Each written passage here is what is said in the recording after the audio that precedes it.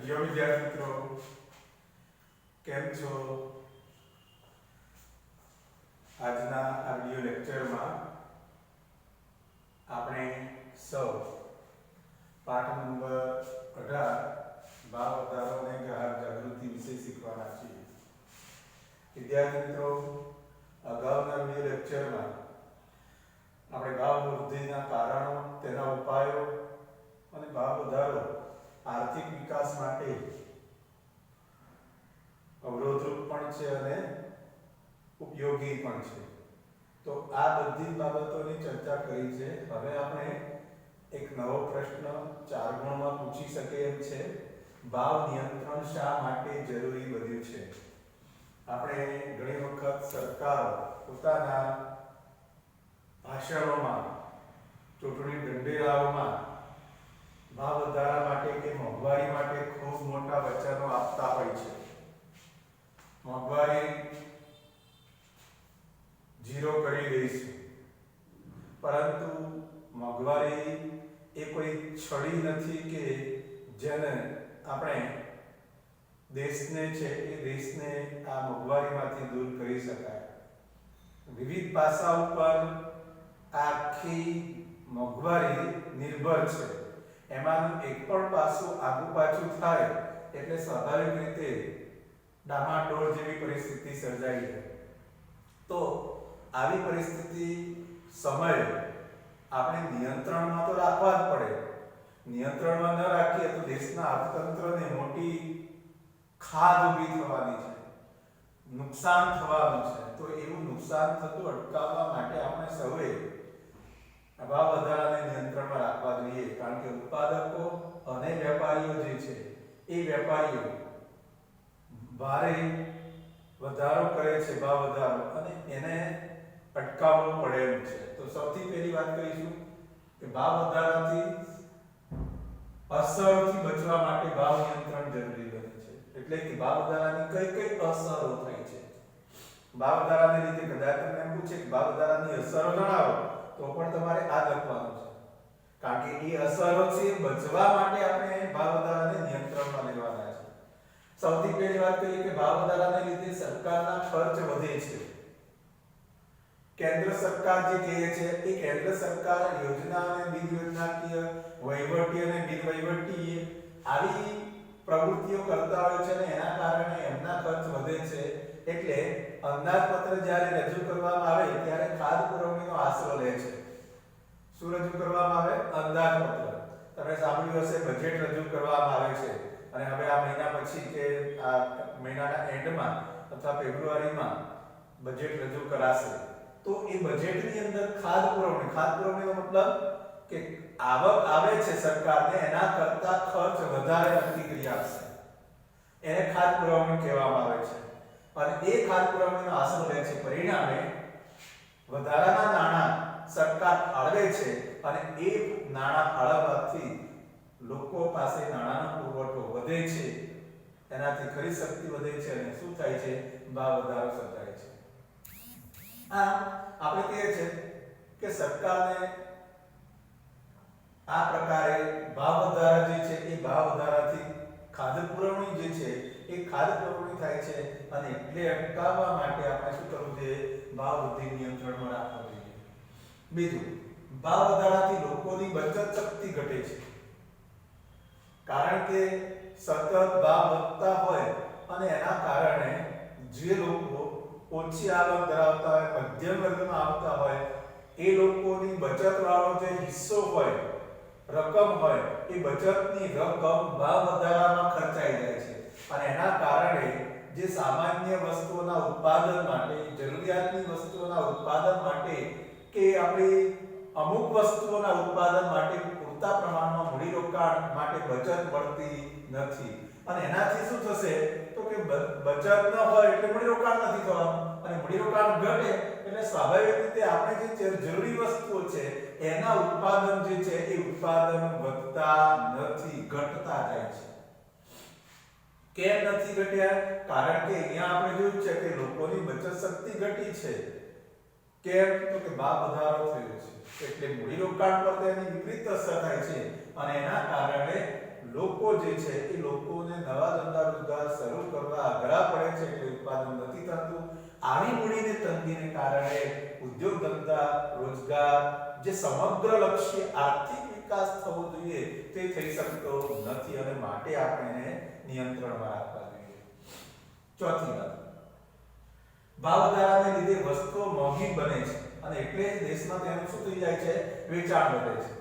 કારણ કે સતત ભાવ વધવાથી કેટલાક લોકોને આવશ્યક હોય એવી વસ્તુઓ જે છે એ મોંઘી બને એટલે આખા બજાર જે કહેવાય છે દેશના બજારમાં જ એનું વેચાણ વધી જાય છે અને એના કારણે વિદેશમાં જે એની નિકાસ કરવાની હોય તે નિકાસ કરી શકાતી નથી. નિકાસ ઘટે છે અને દેશમાં બનતી વસ્તુ કરતા જે દેશમાં અત્યારે તૈયાર થયેલી છે એના કરતા વિદેશી વસ્તુ જો સસ્તી હોય તો દેશમાં આયાતનું પ્રમાણ શું થઈ જાય છે, વધે છે. એક તો આપણા દેશની વસ્તુ ભાવ વધારાને લીધે કેવી બની છે, મોંઘી બની છે અને દેશમાં જે વેચાઈ જાય છે. બીજી બાજુ વિદેશી વસ્તુઓ કેવી છે તો કે આપણા દેશની વસ્તુઓ કરતા સસ્તી છે એટલે વિદેશી વસ્તુઓની આયાત વધી જાય છે. ઉદાહરણ તરીકે આપણે હમણાં ઉત્તરાયણ આવે છે તો આપણે જે દોરા જે ગેંડા કહીએ છીએ કે પાંડા કહીએ છીએ કે સાંકળા કહીએ છીએ આ બધી જે દોરી આપણા દેશની અંદર બનતી હોય એ દેશમાં દોરી બને છે એ કરતા ચાઇનીઝ દોરી સસ્તી છે એટલે કઈ દોરી આયાત કરવામાં આવે છે, ચાઇનીઝ દોરી. અને એના કારણે શું થશે તો કે આપણી નિકાસ કમાણી ઘટી જવાની છે અને નિકાસ કમાણી ઘટે છે એટલે કે નિકાસ કરીએ તો આપણને શું થશે, આવક આવે છે એટલે આવક ઓછી થઈ જાય છે અને આયાત કરીએ છીએ એટલે ખર્ચ વધી જાય છે. આમદની અઠ્ઠની પર ખર્ચા રૂપિયા અને એના કારણે આ વેપાર તુલામાં શું સર્જાય છે, ખાદ સર્જાય છે. વેપાર તુલા હકારાત્મક અને વેપાર તુલા નકારાત્મક. હકારાત્મક કઈ કહેવાય તો કે હકારાત્મક એટલે આપણને આવક જે છે એ આવક વધુ મળે અને ખર્ચ ઓછો થાય તો આપણે એને વેપાર તુલા કેવી કહીએ છીએ, હકારાત્મક કહીએ છીએ. આ હકારાત્મક છે. કેમ હકારાત્મક છે ભાઈ? કારણ કે આવક વધુ ક્યારે થાય તો કે આપણે નિકાસ વધુ હોય ત્યારે અને ખર્ચ ઓછો ક્યારે થાય તો કે આયાત જે છે એ આયાત ઓછી કરીએ ત્યારે. હવે અહીંયા કહ્યું કે આવક વધે, નિકાસ વધે તો ખર્ચ ઓછો થાય, આયાત ઘટે તો. પણ આપણા દેશની અંદર પરિસ્થિતિ શું થઈ છે તો કે આપણે જોયું કે દેશની વસ્તુઓ જ મોંઘી બની છે એટલે દેશમાં વેચાઈ જાય છે, નિકાસનું પ્રમાણ ઘટી ગયું. વળી પાછી વિદેશી વસ્તુ આપણા દેશની વસ્તુ કરતા ઘણી કેવી છે, સસ્તી છે અને એના કારણે આપણે વિદેશી વસ્તુઓની આયાત કરીએ છીએ. આમ દેશની નિકાસ કમાણી ઘટી જાય છે અને આયાતી ખર્ચ શું થઈ જાય છે, વધી જાય છે અને એના કારણે દેશની અંદર વેપાર તુલામાં ખાદ ઊભી થાય છે. હવે અહીંયા કહીએ છીએ કે આવક જે છે એ આવક આપણે કેવી છે કે 10,000 ની હોય અને આપણે આયાત કરીએ છીએ એટલે ખર્ચ થાય છે 15,000 નો તો આ આંકડો શું બને છે, આવક ઓછી થઈ છે અને ખર્ચ વધ્યો છે એટલે 5,000 શું કહેવાય છે, ખાદ થઈ એમ કહેવાય, દેવું થયું. ખાદ થઈ એટલે શું થયું, દેવું થયું. ભાવ વધારાને કારણે ઉત્પાદકો વેપારીઓ આ બધાના નફામાં ખૂબ વધારો થાય છે એટલે કે અમુક વર્ગની આવકમાં વધારો થયો છે. કયા અમુક વર્ગો છે તો ઉત્પાદકો અને વેપારીઓ. જ્યારે સામાન્ય જનતાના જે કિસ્સા છે ખાલી થઈ જાય છે, એની આવક વધતી નથી અને એના કારણે જે સામાન્ય લોકો જે છે એ સામાન્ય લોકો ઓછી આવક કે મધ્યમ આવકને કારણે તેઓ પોતાનું જીવન ધોરણ નથી જીવી શકતા. જ્યારે આ વિક્રેતાઓ અને ઉત્પાદકોનો નફો વધારે છે એટલે વૈભવી જીવન જીવે છે. આમ સમાજની અંદર આવકની શું સર્જાય છે, અસમાનતા સર્જાય છે. આગળ ભાવ વધારાને લીધે ખરીદ શક્તિ ઘટે છે લોકોની અને એના કારણે શું થાય તો કે સાવ મધ્યમ અને નિમ્ન વર્ગો હોય, ગરીબ વર્ગ હોય એમની હાલત સાવ કફોડી બને છે. તેઓ જીવન વીમાનો ખર્ચ વધવાથી આ વર્ગના લોકોનું જીવન ધોરણ કેવું જાય છે, નીચું જાય છે. ઘણી બધી વસ્તુઓ વગર ચલાવી લેવું પડે છે. એમને પૂરતો ખોરાક નથી મળતો, રહેઠાણ નથી મળતું, આરોગ્યની સગવડો નથી મળતી, આવી અનેક બાબતોને કારણે એમનું જીવન ધોરણ કેવું જાય છે? નીચું જાય છે. આગળ દેશમાં વિદેશી મૂડીરોકાણ ઘટે એટલે આયાતી વસ્તુઓનો વધારો થાય છે. હવે વિદેશી મૂડીરોકાણ આપણા દેશમાં આવે તો આપણા દેશની અંદર જરૂરિયાતની વસ્તુઓ આપણે પૂરી કરી શકીએ, ઉત્પાદન કરી શકીએ. પરંતુ વિદેશી મૂડીરોકાણ ઘટી જાય તો આપણે ના છોડ કે વિદેશ પાસેથી તેની શું કરવી પડે? આયાત કરવી પડે. અને આયાત વધારે થાય એટલે દેશની અંદર વિદેશી મૂડીયામણની તંગી સર્જાય. દેશ પાસે વિદેશી મૂડીયામણ હોય નહીં. વિદેશી મૂડીયામણ એટલે શું? વિદેશનું નાણું, ચલણ. એ વિદેશી ચલણ આપણી પાસે રહેતું નથી. જેની પાસે વધારે વિદેશી મૂડીયામણ હોય અથવા તો ચલણ હોય તે દેશ ધનાઢ્ય કહેવાય છે. આપણા દેશમાં આવી પરિસ્થિતિ રહેતી નથી. જ્યાં ભાવ વધે છે ત્યાં. ચાલો આગળ. ભાવ વધારાને લીધે ગરીબ અને મધ્ય વર્ગની જે લોકો છે એ લોકોનું જીવન કથળે છે અને એના કારણે તેઓ પોતાનું અસ્તિત્વ ટકાવવા માટે નીતિમત્તાના ધોરણો, એમને ખબર હોય કે આ ખોટું છે, હું જે કામ કરી રહ્યો છું તે બિલકુલ ગલત છે, એવું વિચારતા હોવા છતાં પણ તે લોકો શું કરે છે? તો કે નીતિમત્તાના ધોરણો નેવે મૂકી દે અને ખૂબ જ જુઠ્ઠોનો, આપણે કહીએ જુઠ્ઠો જીવનનો આશરો લે. કયા જુઠ્ઠા જીવનનો? તો કે ચોરી કરવા માટે, લૂંટફાટ કરવા માટે, હત્યાઓ કરવા માટે, દેહ વ્યાપાર, પોતાના શરીરનો જે છે એ શરીરનો વેપાર કરે, ભ્રષ્ટાચાર કરે, દાણચોરી કરે, કાળા બજાર, આવી અનેક પ્રવૃત્તિઓ. અને એના કારણે શું થાય? તો કે સમાજની અંદર અસામાજિક પ્રવૃત્તિઓ અથવા તો બદીઓ કહેવાય છે. આ અસામાજિક બદી છે. આ બધી પ્રવૃત્તિઓને સમાજ સ્વીકારતો નથી, કાયદો પણ નથી સ્વીકારતો. પરંતુ ભાવ વધારાની પરિસ્થિતિ એવી આવી ગઈ છે કે ના છૂટકે તેને પોતાનું અસ્તિત્વ ટકાવવા માટે આ પ્રવૃત્તિઓ તરફ ધકેલાઈ જવું પડે છે. અને એના કારણે આ વ્યક્તિનું જે અધઃપતન થાય છે કહેવાય. શું થયું કહેવાય છે? અધઃપતન. આ બધા પરિબળોને કારણે આપણે શું કરવું પડે છે? ભાવ નિયંત્રણ કરવું પડે છે. તો વિદ્યાર્થી મિત્રો, આપણે આ પ્રશ્ન જોયો, ભાવ નિયંત્રણ શા માટે જરૂરી બન્યું છે. હવે આગળનો પ્રશ્ન, ગ્રાહક શોષણ. આપણે જાણીએ છીએ કે ગ્રાહક એટલે શું? તો કે કોઈ ચીજવસ્તુ કે સેવાના બદલામાં નાણાં કે અવેજથી ખરીદી કરે છે તેને શું કહેવામાં આવે છે? ગ્રાહક કહેવાય છે. અથવા તો નાણાં કે અવેજના બદલામાં ચીજવસ્તુ કે સેવાઓની ખરીદી કરે તો એ વ્યક્તિને ગ્રાહક કહીએ છીએ. તમે વિદ્યાર્થી બનીને આવ્યા છો, શિક્ષણની ખરીદી કરો છો તો તમે એક ક્લાસના ગ્રાહક છો. કારણ કે તમે એ શિક્ષણ જેવી સેવા મેળવો છો, એની સામે તમે નાણાં પૂરા પાડો છો, ફી ભરો છો, એટલે એક ગ્રાહક છે. એવી રીતે આપણે કોઈ વસ્તુ ખરીદીએ, નાણાંને અથવા અવેજ એટલે શું? કોઈ પણ આપણે શું કહેવાય, જે ફી હોય, કોઈ પણ વસ્તુની કિંમત હોય, એ કિંમત ચૂકવવાની કોઈ પણ શરત આપણે કહીએ, એને અવેજ કહેવામાં આવે. તો એ અવેજના બદલામાં ખરીદી કરે છે તેને આપણે ગ્રાહક કહીએ છીએ. આપણે જાણીએ છીએ કે બજારની અંદર ચીજવસ્તુઓ એટલા મોટા જથ્થાની અંદર ઉત્પન્ન થયેલી હોય છે અને એ ઉત્પાદકની સાથે જે વેચાણ કરવાની પણ અનેક રીત રસમો હોય છે. ઘણી બધી આપણે શું કહેવાય છે કે આકર્ષકતા બનાવવામાં આવે છે ને એ બધાને કારણે ગ્રાહકો જે છે એ ગ્રાહકોનું છેતરાપીંડી થઈ જાય છે. ગ્રાહકો જે છે એ છેતરાતા હોય છે. આપણા બજારની અંદર એટલે કે ભારતીય બજારની અંદર ગ્રાહકોને છેતરવા માટેની અનેક તરકીબો વપરાય છે અને એ તરકીબોની આપણે ચર્ચા કરવાના છીએ આ પ્રશ્નની અંદર. ગ્રાહકનું શોષણ બજારમાં કઈ રીતે થાય છે અથવા તો ગ્રાહકોનું શોષણ કેવી રીતે થાય છે? તો ગ્રાહકોનું શોષણ કોણ કરે છે? તો ઉત્પાદકો અને વેપારીઓ. ઉત્પાદકો એ કરે છે અને વેપારીઓ કરે છે અને એ એક બે રીતે નહીં 12 રીતે કરે છે. આ કેટલી રીતો છે?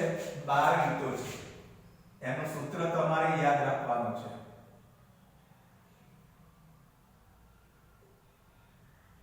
કયું સૂત્ર છે? તો કે ઓહ અવની કૃપા સે આગ્રા જાવે. ઓહ અગ્નિ છુપાશે આગ્રા જાવે, આ સૂત્ર તમારે યાદ રાખવાનું છે. ઓ નો મતલબ છે ઓછું તોલમાપ,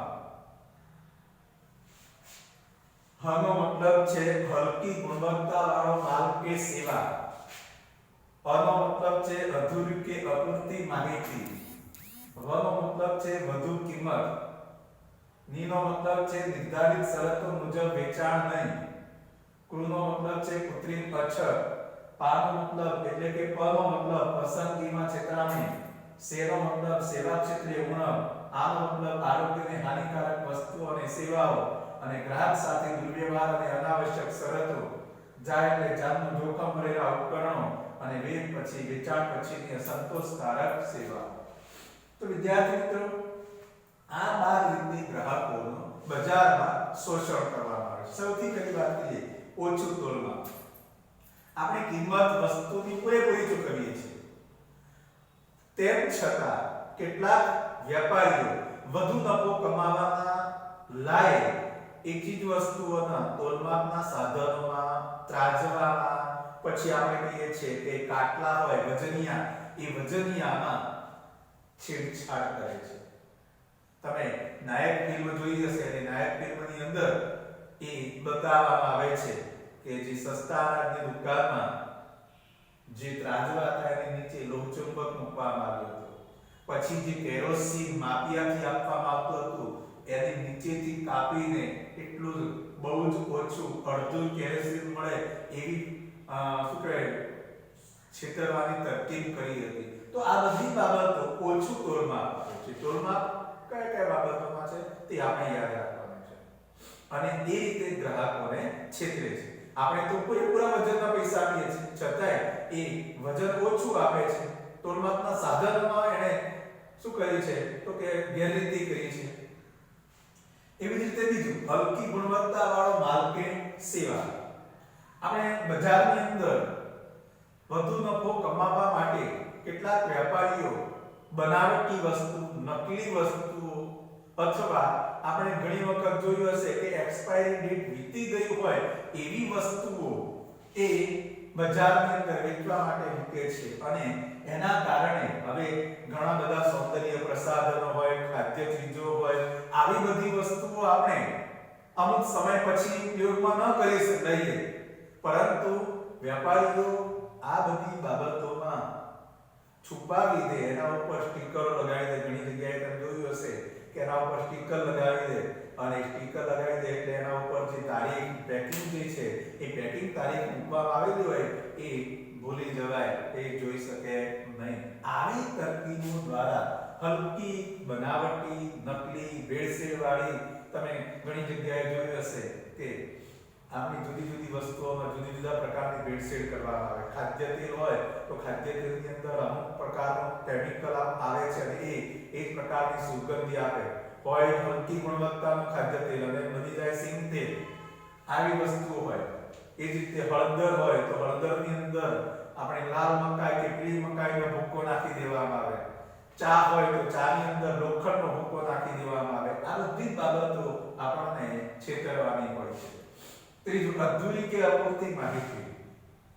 જે ઉત્પાદકો ચીજવસ્તુઓની કોઈ પણ ચીજવસ્તુનું ઉત્પાદન કરે તો એ ઉત્પાદનની ઉપર એ ઉત્પાદકે પોતાના ઉત્પાદન જે છે એ ઉત્પાદનનું જે સ્થળ હોય, ઉત્પાદકનું નામ હોય, એનો ફોન નંબર હોય, એનો જે આપણે કે રજિસ્ટ્રેશન નંબર હોય, એનો જે આપણે કહીએ છીએ કે એ વસ્તુ જે છે વસ્તુનું પેકિંગ કર્યાનો તારીખ હોય, એ વસ્તુનો ઉપયોગ કરવાની છેલ્લી તારીખ હોય, એ વસ્તુ ઉપયોગ કરવાની રીત હોય, એને સાચવવાની રીત હોય, આવી અનેક બાબતો વસ્તુ ઉપર છાપવાની હોય છે. એની કિંમત હોય, એનું વજન હોય, એની ગુણવત્તા હોય, સાર સંભાળ હોય, પર્યાવરણ પર તેની કઈ અસર થાય છે, આવી અનેક બાબતો એને એ વસ્તુ ઉપર છાપવાની હોય છે. પરંતુ કેટલાક ઉત્પાદકો એવી વસ્તુઓ અધૂરી છાપે છે અથવા તો છાપતા જ નથી અને ગ્રાહકોને શું કરે છે? છેતરે છે. વધુ કિંમત. જે વ્યાજબી નફો છે અને એ વ્યાજબી નફો કરતા વધુ નફો કમાવાના હેતુથી જે કિંમત હોય એની કિંમત કરતા એ વેપારીઓ ગ્રાહકો પાસેથી વધુ કિંમત વસૂલે છે અને આ રીતે ગ્રાહકોને છેતરવામાં આવે છે. નિર્ધારિત શરતો મુજબ વેચાણ નહીં. ક્યારેક આપણે નિયત સમયમાં, નિયત પ્રમાણમાં, નિયત ધારાધોરણમાં વસ્તુઓ ખરીદવા માટેનો આગ્રહ રાખતા હોઈએ છીએ, પરંતુ જે આપણે લખાણ કર્યું હોય, જે ધારાધોરણો કર્યા હોય, ઉદાહરણ તરીકે આપણે ઘર કે મકાન ખરીદીએ, ઓફિસ ખરીદીએ, દુકાન ખરીદીએ, ત્યારે બિલ્ડરો દ્વારા તમને લખાણ કરીને આપવામાં આવે કે આટલા 6 મહિનામાં તમને મકાનનો કબજો સોંપી દેવામાં આવશે. મકાનની અંદર આવા પ્રકારની જે કહેવાય છે દિવાલો હશે, આવા પ્રકારનું ભોયતળિયું હશે, કિચનનું આવા હશે, આટલા બાંધકામ કરવાનું છે, આટલા સ્ક્વેર ફૂટ છે, આટલી આ બારી હશે, આટલું પાર્કિંગની વ્યવસ્થા હશે, સેનિટેશનની સુવિધા હશે. આ અનેક બાબતો આપણને જ્યારે આપણે ઘર કે મકાન ખરીદતા હોય છે ત્યારે એ પોતે લખાણ કરીને આપણને પેમ્ફલેટમાં સમજાવતા હોય છે, પરંતુ જ્યારે ઘર કે મકાનનો કબજો આપણે લેવા જઈએ ત્યારે તો 6 મહિનાના સમય હતો એની જગ્યાએ 6 વર્ષ કરે. નક્કી કરેલો ભાવ હોય એના કરતા હવે ખર્ચ વધી ગયો છે એટલે વધારે રકમ આપો, દસ્તાવેજનો અને અન્ય ખર્ચ વધારે આપો. આવી કોઈ સમયે એમણે જાહેરાતો નથી કરતા અને પછી છુપા આ બધા ખર્ચાઓ ગ્રાહકો પાસે થોપી દેતા હોય છે અને એના કારણે એ ગ્રાહકોને શું થાય છે? છેતરપિંડી થતી હોય છે. આગળ છે કૃત્રિમ અછત.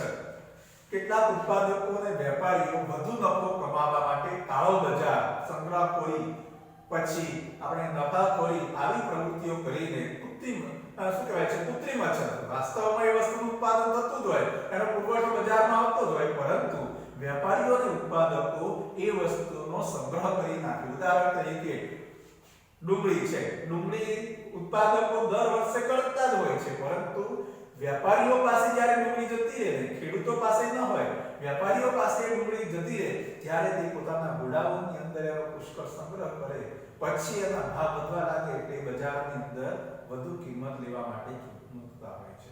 આવી રીતે વેપારીઓ અને ઉત્પાદકો એ કૃત્રિમ અછત ઊભી કરીને ગ્રાહકોનું શોષણ કરે છે. પસંદગીમાં છે કારણ. ઘણી વખત આપણે જોયું છે કે ચીજવસ્તુઓની ખરીદી કરવામાં આપણે છેતરાઈ જઈએ છીએ. એક ઉપર એક ફ્રી અથવા 50% ડિસ્કાઉન્ટ, 10% ડિસ્કાઉન્ટ, પછી આપણે કહીએ છીએ કે ગિફ્ટ વાઉચર. આવી લેખિતમાં કે મૌખિકમાં ઘણી બધી એ છેતરપિંડીની રીતો હોય છે અને એ છેતરપિંડીની રીતોમાં આપણે કોઈ શું કહેવાય છે, તમે જોયું હશે કે ટીવીમાં, જાહેર ખબરોની અંદર, સમાચાર પત્રોમાં એવા પ્રકારની આકર્ષક જાહેર ખબર આપવામાં આવે કે એની અંદર એ વસ્તુ હોય કે ન હોય, પરંતુ તેની આપણે એડવર્ટાઇઝિંગ કરે છે અને એડવર્ટાઇઝિંગની અંદર એ લોકોને ભરમાવી દે છે અને એના કારણે તમે હીરો હિરોઈનના કોઈ હોય, મોડેલોના હોય ફોટા, ક્રિકેટરોના ફોટા, ક્રિકેટરો દ્વારા એ વસ્તુનો જાહેરાત કરાવે. આ બધા જ છેતરવાના અનેક આપણે કે રસ્તાઓ છે. એ રસ્તાઓ દ્વારા ગ્રાહકોને શું કરવામાં આવે છે? છેતરપિંડી કરવામાં આવે છે. ચાલો, આપણને ખબર નથી હોતી કે આ વસ્તુ જે છે, વસ્તુની અંદર આવી વસ્તુ એના પાત્રતા હોવી જોઈએ, ગુણવત્તા હોવી જોઈએ, એની કિંમત હોવી જોઈએ, એનું વજન હોવું જોઈએ, આ વસ્તુનું ઉત્પાદન તારી હોવું જોઈએ, પણ આપણને કોઈ ક્રિકેટરનો ફોટો જોઈ ગયા કે આ મારો ફેવરિટ ક્રિકેટર છે એટલે આપણે એ વસ્તુ જોયા વગર ખરીદી લઈએ છીએ અને છેતરપિંડી થાય છે. સેવા ક્ષેત્રે ગુણ. કોર્પોરેશનની સેવા, પંચાયત એની સેવા, આપણી જે સરકારો હોય તે સરકારની સેવા, વહીવટી સેવાઓ, પછી શિક્ષણની સેવા, રેલવેની સેવા, હવાઈ સેવા, બસ કે ટ્રાવેલ્સની સેવા, આરોગ્યની સેવા, ગેસ અને આપણે કહીએ છીએ કે અન્ય બધી સેવાઓ. આવી લગભગ 14 જેટલી સેવાઓ છે અને બધી સેવાઓની અંદર ખરાબી રાખવામાં આવે છે. ઇન્ટરનેટની સંદેશાવ્યવહારમાં તમે જોયું હશે કે આપણે 4G નું શું કહીએ છીએ, રિચાર્જ કરાવીએ છીએ પણ 2G નથી આવતું. વીજળીની સેવાની અંદર આપણે પૂરતા વીજળીનો બિલ ચૂકવતા હોઈએ છીએ, છતાં વીજળીનો કાપ આવે છે, વારંવાર વીજળી જે છે એ વીજળી જતી રહે છે. આ બધી ત્રુટિઓ કહેવાય. આપણે દવાખાને જઈએ છીએ તો દવાખાને પણ પૂરતી સારવાર માટે સારવારની અંદર જે આપણને સગવડો મળવી જોઈએ તે નથી મળી શકતી. ટ્રાવેલ્સમાં મુસાફરી કરીએ છીએ ત્યારે પણ આપણને આવી બેસવાની જગ્યા નથી મળતી. યોગ્ય જે કહેવાય છે કે આપણી જે સાર સંભાળ હોવી જોઈએ કે આ બધી સગવડો આપણને મળવી જોઈએ પરંતુ મળી શકતી નથી. આમ સેવા ક્ષેત્રમાં આરોગ્યને હાનિકારક વસ્તુઓ આપણે ખાદ્ય ચીજો એની અંદર આપણે ખરીદી કરતા હોઈએ છીએ તો એ આપણા સીધા ખોરાકમાં શરીરમાં જવાનું છે પરંતુ એ વેપારીને તો માત્ર નફો કમાવો છે અને એ પોતાના બીજાના આરોગ્યમાં જવાનું છે એની કોઈ ચિંતા નથી હોતી અને એના કારણે શું કરે છે તો એ વસ્તુની અંદર એ ભેળસેળ કરે છે, નકલી કરે છે અથવા તો બનાવટી અથવા તો આપણે કહીએ છીએ એક્સપાયરી ડેટ વીતી ગઈ હોય એવી વસ્તુઓ આપણને પધરાવી દે છે. ધારો કે પેટ્રોલ ડીઝલ વસ્તુ જેવી ખરીદીએ ત્યારે તમે જોયું હશે કે એની અંદર આપણને શું થાય છે ભેળસેળ કરેલી હોય અને એના કારણે આપણી વસ્તુઓ પણ બગડતી હોય છે, આપણા આરોગ્યને પણ નુકસાન થતું હોય છે. પછી ગ્રાહક સાથે દુર્વ્યવહાર અને અનાવશ્યક શરતો. આપણે ઘણી મોંઘી દાટ વસ્તુઓ ખરીદી. ઉદાહરણ તરીકે આપણે મોટર કાર ખરીદી છે, ઘરની અંદર વોશિંગ મશીન ખરીદ્યું છે, એસી કે ફ્રીજ ખરીદ્યું છે. આ વસ્તુ કેવી હોય છે ખૂબ લાંબા સમય સુધી ચાલે એવી હોય છે. એની સાર સંભાળ અને સર્વિસ જે કહેવાય છે એ સર્વિસ આપણે વારંવાર એ કંપનીએ પૂરી પાડવી જોઈએ. પરંતુ જ્યારે ખરીદી કરવા જઈએ છે ત્યારે આપણને એમ કહે છે કે આ કંપની 1 વર્ષ સુધી તમને ફ્રી સર્વિસ આપે છે પરંતુ વાસ્તવમાં એ કંપની ખરીદી લીધા પછી એ કોઈ સર્વિસ આપતી હોતી નથી અને એના કારણે જ્યારે કોઈ ગ્રાહક એ છેતરપિંડી થયો હોય એ વેપારી કે અન્ય કંપની જે છે એ કંપની સામે થતો હોય છે ત્યારે એ કંપની કે વ્યાપારી ગ્રાહક સાથે દુર્વ્યવહાર કરે છે, ગ્રાહકને શરતો કરે છે. આ શરત તમે આનું પાલન નથી કરી એટલે આ વસ્તુ હવે ના થાય. મોબાઈલની ગેરંટી હોય કે વોરંટી હોય પરંતુ એ મોબાઈલની અંદર આપણને રિપેર ન કરી આપે કે સાર સમારકામ ન કરી આપે. આવી ઘણી બધી બાબતોમાં ગ્રાહકોને છેતરપિંડી. જાનનું જોખમ ભરેલા ઉપકરણો. કેટલાક આપણે કહીએ છીએ કે ગૃહ ઉદ્યોગોમાં કે નાના કદના ઉદ્યોગોમાં આવી ઇલેક્ટ્રિક વસ્તુઓ હોય, ઇલેક્ટ્રોનિક વસ્તુ હોય, કોઈ આપણે કહીએ છીએ કે ઇસ્ત્રી હોય, કુકર હોય, વાસણો હોય, આ બધાની અંદર જ્યારે કોઈ વસ્તુ બનાવવામાં આવે છે ત્યારે માત્ર એ વસ્તુ બનાવવા માટે એની પાસે નોલેજ હોવું જોઈએ, ટેકનિકલ જ્ઞાન હોવું જોઈએ એ નથી રહેતું. માત્ર એ મજૂરને લઈ આવીને એ વસ્તુનું ફિટ કરી દે છે અને જ્યારે આપણે તેનો ઉપયોગ કરીએ છીએ ત્યારે એની અંદરથી આ ખામી સર્જાય છે અને ખામીને કારણે ક્યારેક આપણી જાનનો પણ જોખમ થાય છે. ઉદાહરણ તરીકે આપણે ઇસ્ત્રી લઈ આવીએ પણ ઇસ્ત્રીની અંદર જો શું કરવામાં આવ્યું હોય તો કે વીજળીના છેડા બરાબર ન આપવામાં આવે તો કરંટ લાગવાના બનાવ બનતા હોય છે. આપણે ઘરે ફ્રીજ કુકર લાવીએ કે પછી કે પાણી ગરમ કરવા માટેનું જે હીટર લાવીએ, આવી ઘણી બધી વસ્તુઓની અંદર એ તકેદારી કોઈ રાખવામાં આવતી નથી અને જ્યારે તે નુકસાન કરે છે ત્યારે આપણને ખબર પડે છે કે આવી હલકી ગુણવત્તાવાળી વસ્તુ આપણે લાવ્યા એટલે આ જોખમ થયું છે. વેચાણ પછીની અસંતોષકારક સેવાઓ. વેપારીઓ જ્યારે વસ્તુઓ જે છે એ વસ્તુઓ વેચતા હોય છે ત્યારે વેચાણ પછી જે સેવાઓ પૂરા પ્રમાણમાં આપવાની હોય છે ત્યારે એ સંતોષકારક સેવાઓ આપે છે. સર્વિસનો આપણે હમણાં મેં કહ્યું કે ઘણી બધી વસ્તુઓની અંદર વોરંટી હોય છે, સમારકામ કરી આપવાની, ઘણી બધી વસ્તુ હોય છે 1 વર્ષ સુધી એને ફ્રી સર્વિસ કરી આપવાની હોય છે પરંતુ વેચાણ પછી એ સંતોષકારક સેવાઓ હોતી નથી. ઉદાહરણ તરીકે ટ્રેક્ટર હોય છે કે આપણે કોઈ અન્ય વસ્તુઓ ખરીદીએ છીએ ત્યારે આવી અસંતોષકારક સેવાઓ પૂરી પાડવામાં આવે છે. ગ્રાહકોને છેતરપિંડી માટે આવી 12 જેટલી રીતો હોય છે જેનાથી ગ્રાહકો શું થઈ જાય છે, છેતરાય છે. તો વિદ્યાર્થી મિત્રો આપણે આ એક પ્રશ્ન જોયો, બજારમાં ગ્રાહકોનું શોષણ કેવી રીતે કે કઈ રીતે થાય છે અને બીજો એક પ્રશ્ન જોયો છે ભાવ નિયંત્રણ શા માટે જરૂરી બન્યું છે. વિદ્યાર્થી મિત્રો માળખું બરાબર તમને મળી ગયું હશે. દરેક વિદ્યાર્થીએ માળખાને જોયું હશે તો એની અંદર જે જુદા જુદા વિભાગો છે બી, સી અને ડી વિભાગની અંદર બી વિભાગની અંદર તમારે પ્રશ્ન જે છે 12 પૂછાવાના છે અને એમાંથી 9 લખવાના છે. એ જ રીતે સી વિભાગની અંદર 9 પ્રશ્નો પૂછાશે, 6 લખવાના છે. ડી વિભાગની અંદર 5 પ્રશ્નો છે, અરે 6 પ્રશ્નો છે, એમાંથી 4 લખવાના છે. આ પ્રકારે હવે તમારે ઓબ્જેક્ટિવ એટલે કે એકના અથવામાં એક નથી, જનરલ વિકલ્પ તમને મળે છે અને જનરલ વિકલ્પમાં જો તમે બરાબર વાંચ્યું હશે તો તમે એમાં સાચા જવાબ લખી દેશો. આ વર્ષે જે વિદ્યાર્થીઓએ મનમાં નક્કી કર્યું છે મારે આનાથી 90 ઉપર જવું છે, 110% તે જઈ શકશે, એમાં કોઈ બહેમત નથી. આ વર્ષ એટલે ટકા લાવવા માટેનું એક મોટું વર્ષ છે.